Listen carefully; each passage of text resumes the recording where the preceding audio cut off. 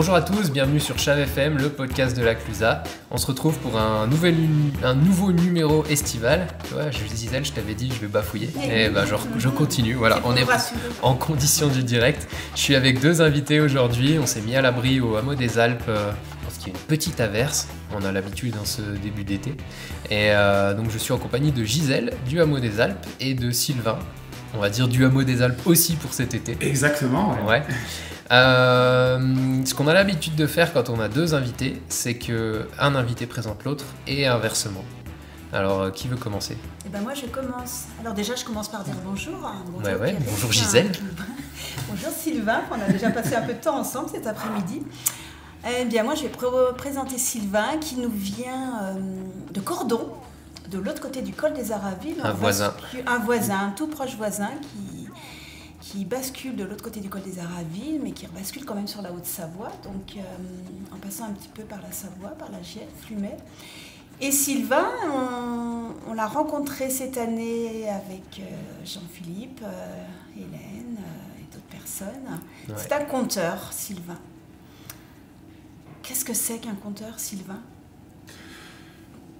Je suis conteur, comédien, je suis là pour raconter des histoires et pour parler cet été de l'histoire de la Clusa, des légendes, des choses vraies et surtout de le tourner de manière à ce que les enfants y soient le plus captivés possible. Et maintenant, c'est à mon tour de présenter. Voilà, parce que Gisèle, elle a été futée. Elle t'a demandé de te présenter au lieu de te présenter. C'est une technique que j'avais pas encore eu, ouais. Donc à toi de présenter. Je présente Gisèle qui est à côté de moi, qui est guide du patrimoine des pays de Savoie. Savoie-Mont-Blanc. Des pays de Savoie, de Savoie-Mont-Blanc. Enfin, qui est guide du patrimoine, on va dire. Ici à la Clusa. La Clusa, hein, t'as pas dit Z. Ouais, on dit pas le Z, ça c'est vraiment pour les Monchus. Et moi j'avais fait la visite aussi avec Gisèle au mois de mars, toute fin mars. Ouais. Et j'ai appris absolument plein de choses sur la Clusa que j'ignorais. Ouais. Donc bravo Gisèle. Ouais. Et bravo Sylvain, c'est la journée des compliments parce que Sylvain, je me suis rendu compte aujourd'hui. Parce qu'il s'est passé quelque chose aujourd'hui, je ne sais pas si on va en parler, Pierrick. De notre présentation test, si, bien sûr. Voilà. Ouais, c'est le but du jeu. D'accord. Je me suis rendu compte qu'il avait bien écouté. Pourtant, il était accompagné de son petit garçon, un petit bébé, et il n'a pas pris de notes. Moi, ça ne m'épate toujours, et donc il a une grande mémoire. Il a pu aujourd'hui reporter plein de choses, nous rapporter plein de choses sur les légendes, sur l'histoire de la Clusa. Donc bravo, Sylvain. Et c'est vrai qu'on est friands, les Savoyards, on est friands des légendes. On aime ça, les légendes. C'est ce qui fait tout le charme aussi du patrimoine, de cette richesse qu'on a ici. Et on y reviendra un petit peu plus tard parce que ça fait partie des nouveautés de cet été. Ce sera pour le quart d'heure auto-promo si on veut. Mais voilà, il y a des petites nouveautés autour du hameau des Alpes. Il y a des nouveautés aussi à l'échelle du village, dont des petites choses aussi venant de toi, Gisèle. Mais d'abord, on va se faire un petit focus sur le hameau des Alpes parce que c'est là qu'on est. C'est là qu'on a enregistré des podcasts pendant toute une saison il y a 2 ans en arrière. On en parle à droite à gauche, mais finalement c'est vrai qu'on ne s'était pas encore intéressé au lieu qui nous abritait pendant un moment. Qu'est-ce que c'est le hameau des Alpes, Gisèle, en quelques mots ? En quelques mots, Pierrick, le hameau des Alpes, c'est le pôle patrimoine de la Clusa, donc qui est un bien communal qui est géré par l'Office de tourisme. Et c'est là que je travaille depuis 8 ans maintenant, puisque le hameau des Alpes a ouvert le 9 juillet 2016. Et je travaille dans cette belle maison traditionnelle avec Péronne, qui est à l'accueil, là-haut, en train d'accueillir quelques touristes aujourd'hui. Et donc le hameau des Alpes, c'est le pôle patrimoine, je disais, avec un petit four banal. Il y a 2 petits greniers, dont un grenier qui abrite la faune des montagnes, qu'on ouvre cet été jusqu'au mois de septembre. Une scierie qui a plus de 200 ans. Donc ça, c'est tout le pôle patrimoine extérieur. Une belle scierie qui fonctionne grâce à l'énergie de l'eau, puisque cette scierie est construite au bord d'une rivière qui s'appelle le Non, qui prend sa source au col des Aravis et qui descend jusqu'à Thônes. À Thônes, elle se jette dans le Fier, et le Fier va au Rhône, et le Rhône à la mer. Voilà, je m'éloigne un peu, je reviens au hameau des Alpes, mais c'est ça, Pierrick, les guides du patrimoine, c'est bavard. Mais oui, donc, mais là je me dis, j'ai bien fait de venir parce que on va enregistrer des heures et des heures d'histoire. Et pour finir, près de tous ces petits bâtiments dont je vous ai parlé, il y a une maison traditionnelle qui était un peu plus bas que la piscine en 2012 encore, une vieille maison traditionnelle qui date de 1860, qui a été entièrement démontée et reconstruite ici. Et dans cette belle maison traditionnelle, 2 espaces ont été aménagés avec 2 scénographies très interactives et très contemporaines. Un espace sur le reblochon, puisqu'on est ici dans le berceau du reblochon. Ouais. Et puis un autre espace sur le ski qui raconte toute l'histoire du ski de la station de la Clusaz à travers des remontées mécaniques, des petites films, des vidéos qui sont extraordinaires, des vieux films en noir et blanc. Et on évolue à travers l'histoire en s'asseyant sur un télésiège dans une ancienne télécabine. Enfin voilà, je ne vais pas tout dévoiler pour vous donner envie de venir. Et on finit à la fin devant un écran géant, on fait du freeride, du freestyle, on est confortablement assis sur un banc, on ne risque rien. Et même on fait un grand saut, on saute d'un télésiège à 6000 mètres d'altitude. Raconte pas tout non. Et non, je m'arrête là, tu as vu. Pierrick m'a donné un coup de règle sur les doigts pour que je m'arrête de parler. C'est complètement faux. Vous n'avez pas entendu. Ouais, exactement. Je continue avec toi, Gisèle, parce qu'on reviendra, désolé, on te met un peu à l'écart pour le début. Chacun mon tour. Tu fais aussi des visites du village, et cet été, une des nouveautés, en tout cas un des axes, c'est de se mettre à la hauteur des enfants, avec différentes activités qui voient le jour autour de la Clusaz. Toi, de ton côté, tu l'as adapté, cette visite qu'on a l'habitude de voir donc, dans le village, pour les petits, les mini-explorateurs à la découverte du village. Alors sans trop en dévoiler non plus, mais qu'est-ce qui attend les plus jeunes? Comment tu as construit cette chose-là? Parce que le produit visite du village, lui, il existe déjà depuis 2008. Ouais. Depuis 2008, je fais des visites guidées du village plutôt pour des adultes, avec des adolescents qui suivent le papa et la maman, voilà, des fois contraints et forcés. Un peu contraints et forcés, mais c'est pas grave, ils enregistrent quand même des choses, et c'est très bien, et puis ça leur donne le goût des visites. Et j'ai eu envie, et j'ai bien aimé comme quand tu as abordé le sujet, Pierrick, en disant se mettre à la hauteur des enfants, et moi j'aime bien me mettre à la hauteur des enfants. Quand on parle aux enfants, c'est vrai que c'est... On change de point de vue, on voit d'autres choses. Exactement. Ouais. Et les enfants, j'ai préparé donc une visite guidée du village, avec, on l'a appelé la visite des mini-explorateurs. Ça commence mercredi prochain, jusqu'à fin août. Ce sera le mercredi après-midi à 15h. Et en fait, l'idée, c'était que les enfants, ils sont de 5 à 10 ans. Ils sont encore tellement enthousiastes, tellement... curieux, voilà, ils sont curieux et ils posent des questions et moi j'ai envie qu'ils en posent encore plus à leurs parents, qu'ils embêtent les parents ou les grands-parents à poser encore plus de questions. Cette visite, c'est pour attiser encore plus leur curiosité, et ces petits mini-explorateurs qui viendront avec moi cet été dans le village de la Clusaz m'aideront à retrouver le blason du bélier, à voir pourquoi il y a des coqs au sommet des clochers, pourquoi on dit que la mer commence ici dans nos montagnes à la Clusaz. Et on va découvrir ensemble plein d'éléments, plein de petites choses. Je vais leur raconter aussi des petites histoires. Et en fait, je veux que ça soit un dialogue. Je veux qu'ils m'apportent aussi des choses. Je veux que ça soit vraiment... voilà. Puis ils sont tellement insouciants jusqu'à 10 ans. Après, ils le sont encore, mais après, la préadolescence, ils sont plus... attirés, captés par d'autres choses. Et je pense que si on peut éveiller les enfants au patrimoine dès leur plus jeune âge, c'est quelque chose qui est acquis. Et ils deviendront curieux. C'est des enfants qui deviendront des préadolescents, des adolescents et des adultes curieux. Voilà. Ce serait extraordinaire qu'après, ces enfants disent plus tard papa, maman, grand-papa, grand-maman, emmenez-moi au musée. Emmenez-moi visiter. Suscite des vocations. Et du coup, je me tourne vers toi, Sylvain, parce que tout ce que dit Gisèle, finalement, toi, tu t'en nourris pour écrire des histoires, construire des personnages, des scènes, des choses comme ça.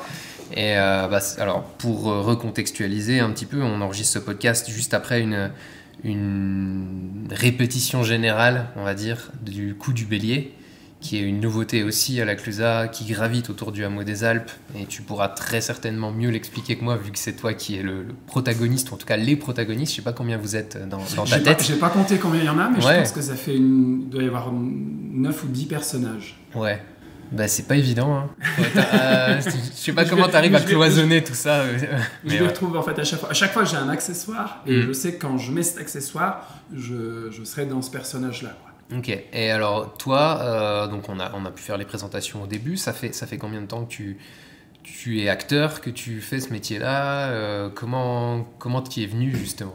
Eh ben, moi avant je travaillais en office de tourisme, donc j'ai mangé de la brochure, de la démarche qualité, plein de choses, enfin, toutes les tâches que vous connaissez bien en office de tourisme. Et puis un jour, j'avais vu une visite théâtralisée de la Bastille à Grenoble par un monsieur qui s'appelle Pascal Servier et qui est vraiment, vraiment extrêmement stylé.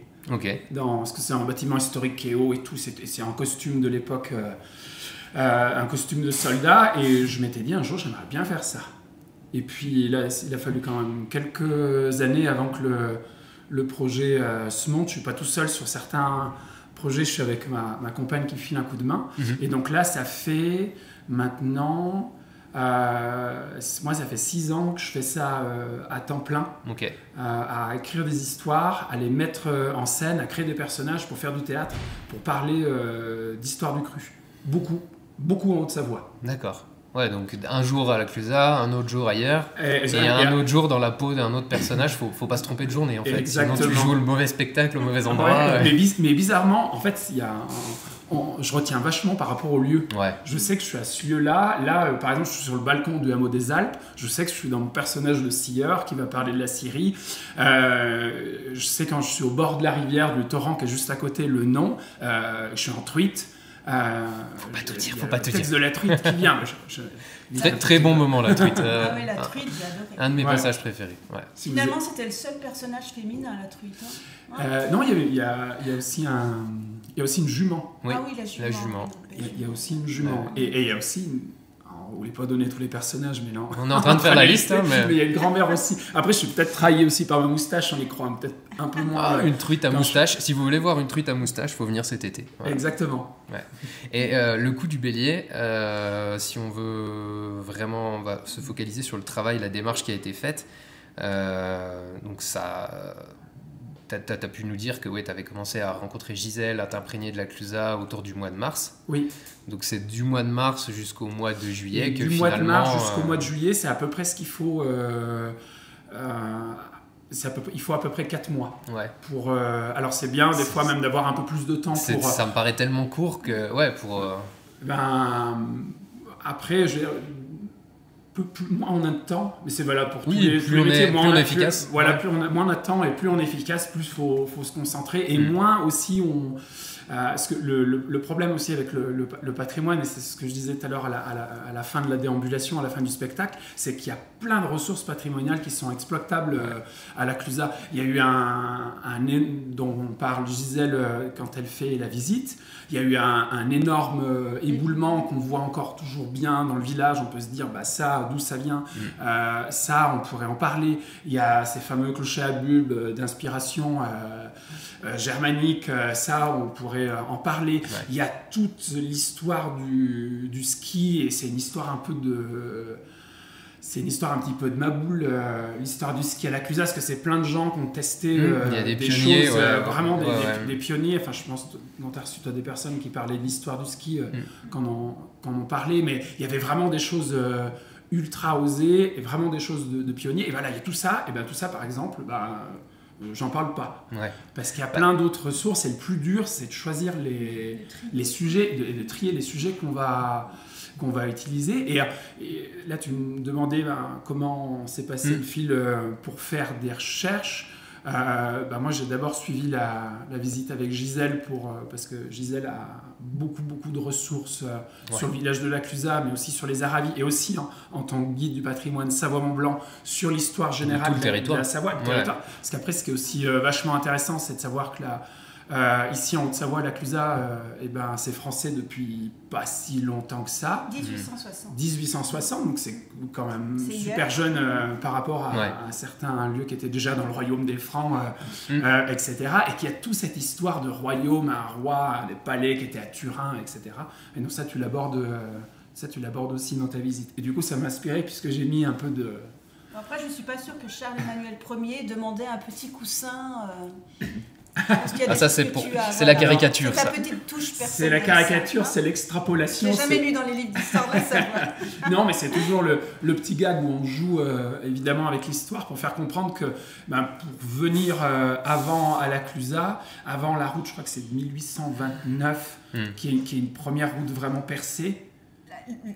1840, la brèche, la Cluse pour arriver à la Clusaz, elle date Par Saint-Jean, de 1840 à peu près. Voilà. Mais avant ça, ce que j'ai lu, c'est que c'était vraiment... c'était 2 sentiers qui vraiment dur de longeaient venir le jusque-là, nom, quoi. tout à fait. De chaque côté, ouais. Mais oui, le niveau accès, c'est sûr que... Et puis après, on n'imagine pas. Hein. Le tramway en 1930 d'Annecy à Thônes. Oui, alors typiquement, ça c'est plein de choses. Parce qu'on parle de la Clusaz, mais aussi un petit peu plus large, il y a l'histoire du tramway. S'il y a des Annéciens qui écoutent. Qui s'appelle Jackie. Parce qu'on se moque un peu. Jackie d'Annecy. Jackie d'Annecy, on se moque un peu des Annéciens qui viennent ici à la Clusaz et qui savent tout. J'ai un frérot qui s'appelle Jackie. Ne te vexe pas, Jackie. Et même par exemple, moi j'avais jamais été au courant de cette histoire qu'il y avait un tramway qui passait sur les rives du lac. De 1898 à 1930, ouais. Et après on montait en calèche à la Clusaz. Ah, tu dis on, mais pas toi. Oui, enfin, ouais. Quand même pas. Non, pas moi. Mais ça aurait été super. Hein. Non, mais je te charrie exprès. Je connais ton côté. Taca. Voilà. Bon, en tout cas, merci beaucoup. Enfin, on va surtout inviter les gens à venir découvrir à la fois le hameau des Alpes s'ils n'ont pas déjà visité. En tout cas, là, c'est l'occasion aussi de revenir pour le découvrir autrement à travers des visites. Même chose pour le village finalement. Toutes ces légendes, toutes ces histoires, tous ces faits, ça peut potentiellement faire aussi l'objet d'une visite 2 qui sera, je sais pas, peut-être l'hiver ou peut-être l'année prochaine. Il y a suffisamment de contenu pour créer, pour Gisèle, plusieurs visites guidées à la Clusaz, et puis pour alimenter encore plein de choses sur l'histoire du patrimoine de la Clusaz. Et c'est vraiment pas juste pour faire plaisir que je dis ça, mais il suffit de se plonger un petit peu dans la littérature qui a été écrite. Je pense notamment Fernand Thévenet, donc, qui était guide du patrimoine aussi. Guide du patrimoine, qui a fait un ouvrage dans lequel il y a plein de choses renseignées. Et où à la Clusaz, c'est vraiment un lieu assez emblématique de la manière dont on pouvait vivre en montagne avant, en Haute-Savoie ou en Pays de Savoie, comment on utilise le bois pour bâtir, tous les rites et rituels autour de la religion, toutes les croyances, comment on fait de l'agriculture, etc., etc. Et ça, on le retrouve un petit peu aussi dans le hameau au travers de l'histoire du Reblochon. Complètement, et il faut... Ce qu'il y a d'extraordinaire et d'important de préciser, c'est que, avant de devenir la station qu'on voit aujourd'hui, qu'on a sous nos yeux, c'était un village avec des paysans, et il y a une âme, et cette âme, il faut la garder, il faut la conserver, cette authenticité. Et l'histoire est extrêmement dense, il y a plein de choses encore à raconter, à dévoiler et à apprendre, quoi. Moi, j'apprends tous les jours. C'est ce qui fait le charme, et je pense qu'il plaît aussi ici. C'est sans trop se jeter des fleurs non plus, mais c'est un petit côté musée à ciel ouvert. Avec des chalets, avec des vieilles fermes, avec ces sentiers, ces montagnes. Alors forcément, ça c'est la carte postale, mais quand on gratte un peu, oui, il y a les Tavaillons, il y a des corvées, il y a des choses qui sont très très intéressantes à voir.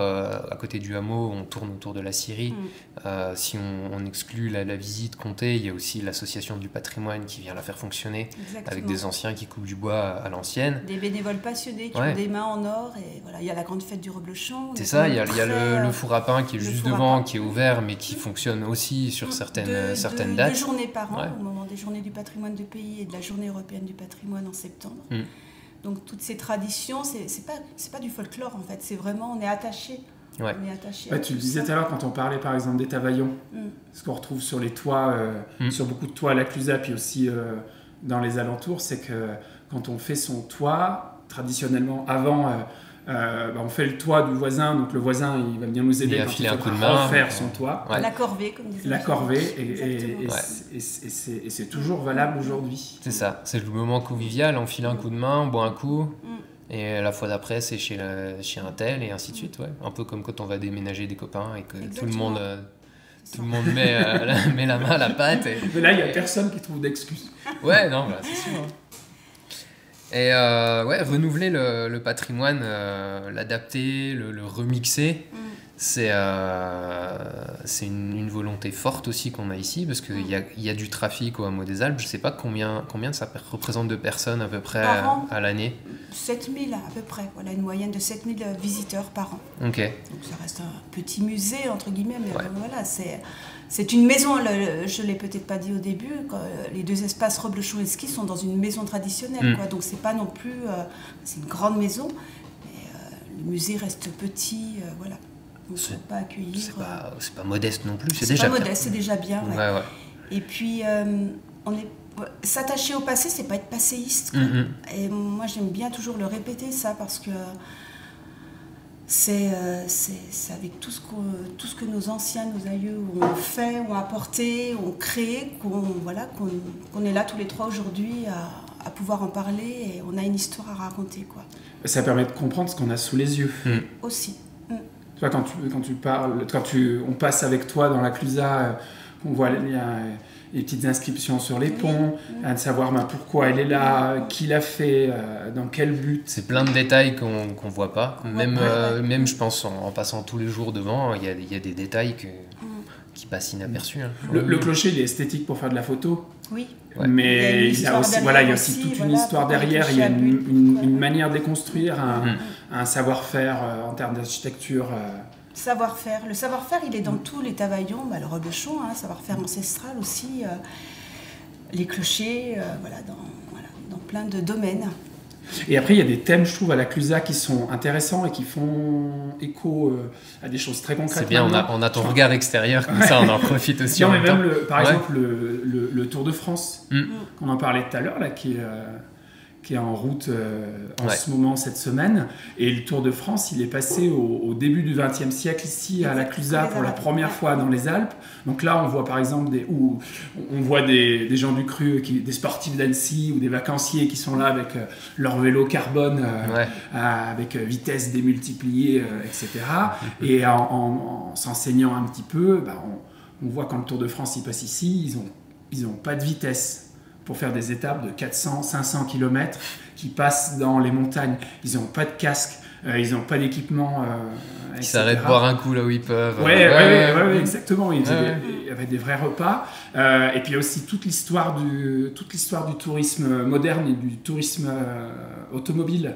Maintenant, on a des autocars qui sont super bien équipés, mais dans les anecdotes que je suis allé glaner dans les ouvrages et auprès de Gisèle, les premiers autocars qui montent au col des Aravis pour faire du tourisme, emmener des personnes en excursion, ils sont obligés de descendre de l'autobus pour pousser le bus. Ouais.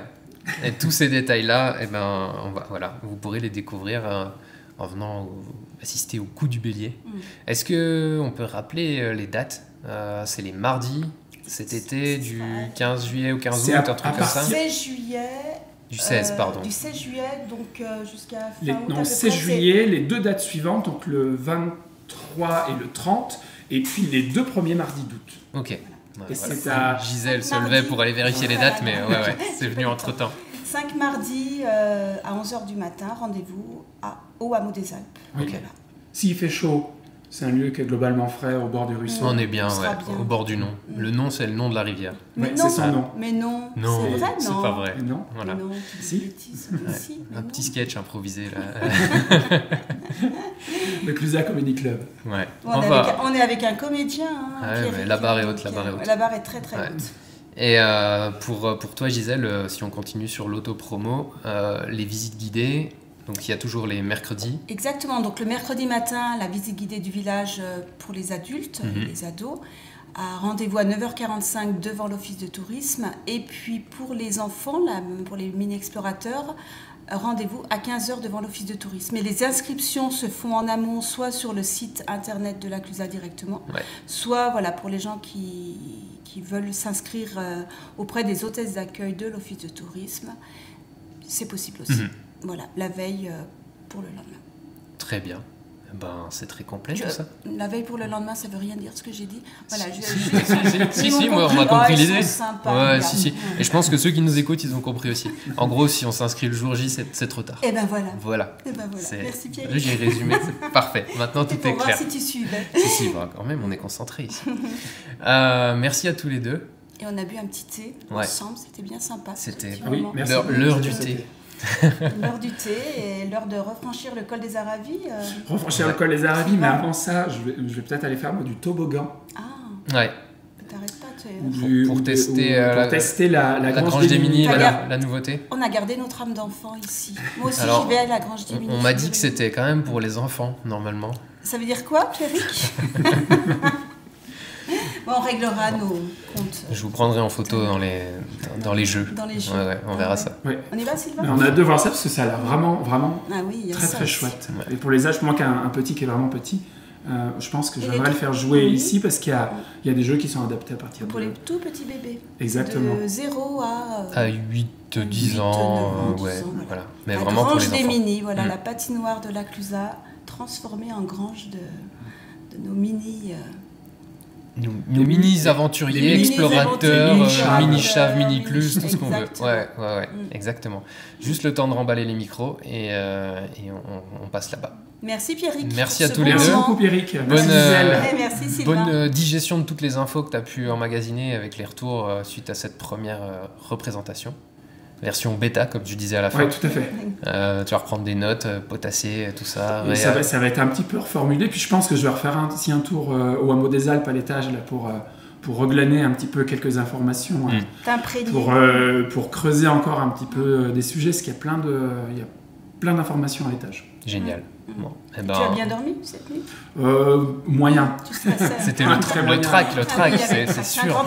Oui, bien Comme sûr. tout le monde avant une échéance, on n'est jamais très serein. C'était le grand jour. La prochaine fois, il y aura 3 fois plus de public, encore plus de track. Et du soleil.